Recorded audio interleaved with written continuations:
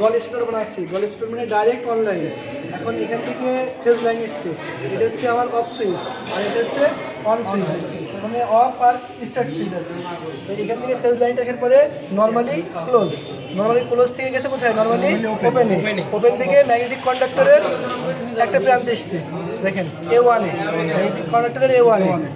এখন আমার তো ম্যাগনেটিক কন্ডাক্টর অন হয়ে গেল, ভালো কথা। এখন আমি কি করতেছি, পরে আবার এই যে অফ সুইচের যেটা নর্মালি ক্লোজ আছে সেখান থেকে বাইপাসিং করছি।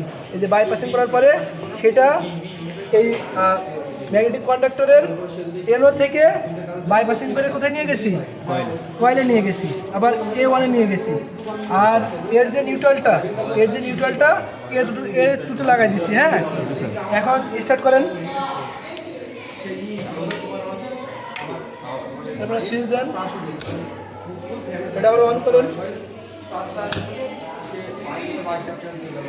জ্বালায় রাখেন। আপনি তো বুঝছেন কন্ট্রোলিংটা কেমন।